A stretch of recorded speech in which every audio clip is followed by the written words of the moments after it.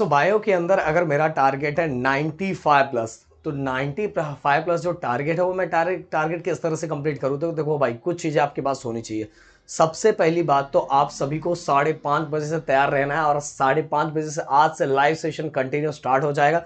और बहुत अच्छे से डिवाइड करिए, क्योंकि आपको पढ़ाने वाले जो उनका नाम है डॉक्टर सचिन राउत। तो भाई वो चीज़ है। और पिछले साल बहुत ज़्यादा धमाका था उनका, और बहुत सारी अच्छी तरीकों से, क्योंकि उन्होंने कितने बार बोर्ड का पेपर चेक किया हुआ है। तो भाई बट आपका टारगेट 95 प्लस है, तो पहला तो ये लेक्चर्स तो आपको अटेंड करना ही है। इसके साथ ही भाई आपको पेपर पैटर्न पता चलना चाहिए कि पेपर पैटर्न कैसा कैसा है, क्या क्या कैसे क्वेश्चंस आते हैं। वेटेज हर चैप्टर का पता चलना चाहिए कि वेटेज अगर पता रहेगा तो कोई चैप्टर आप स्किप कर सकते हो, कोई चैप्टर को आप मतलब कि थोड़ा बहुत पढ़ सकते हो, जिस तरह से आप अरेंज कर सकते हो। और वेटेज के बाद भाई आपको ये डिसाइड करना है कि आपने सभी चैप्टर के डायग्राम की प्रैक्टिस की है कि नहीं की। अगर आपने सभी चैप्टर के बायो के अंदर डायग्राम की प्रैक्टिस नहीं की, तो भाई ये सोच लो, ये दिमाग से हटा दो कि 90 प्लस आपका जाने से रहा।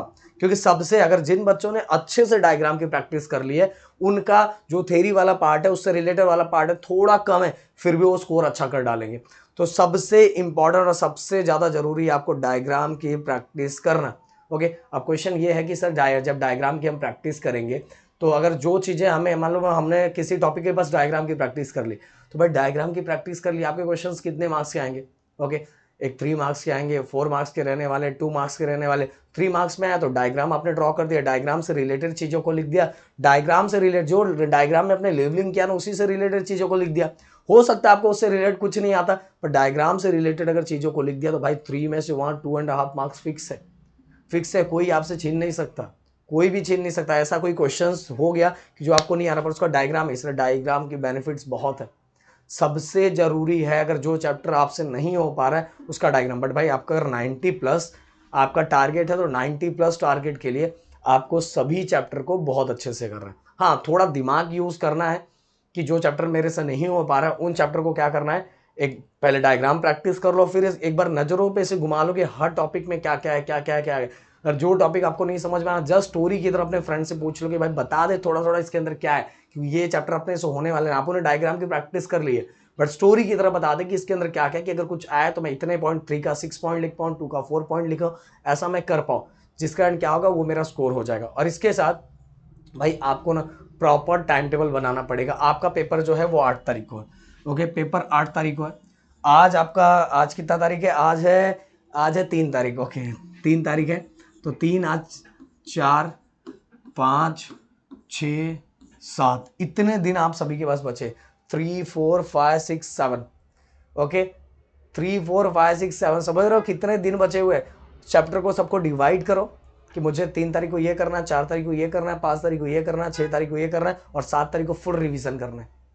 फुल रिवीजन करना है, और एकदम आराम से बहुत अच्छे से आप अच्छे से स्कोर कर सकते हो। बट अगर आपने इस तरह से डिवाइड कर दिया, तो इस तरह से डिवाइड कर दिया तो आपको टेंशन सब जाए। और सबसे पहले मैं बोलूँ ना, सबसे पहले सिंपल चैप्टर उठाओ।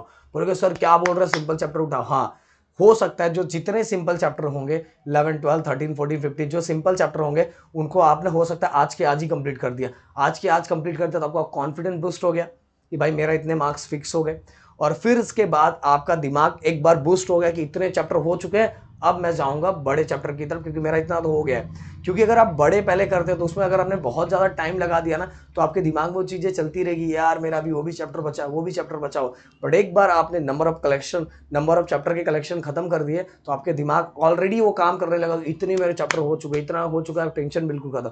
तो इसलिए बोल रहा हूँ, ये प्लानिंग सबसे पहले आप सभी को हर दिन की प्लानिंग पता रहना चाहिए। अगर आप बोलोगे कि सर इस चीज़ के लिए एक प्लानिंग बना के दे दो कि बायो में हमें हर दिन क्या क्या कैसे कैसे करना चाहिए, तो मैं आपको जरूर बना के दे दूंगा, स्पेशल टाइमिंग बना के दे दूंगा, जिससे आप उस वाइज भी जाके अच्छा स्कोर कर सकते हो।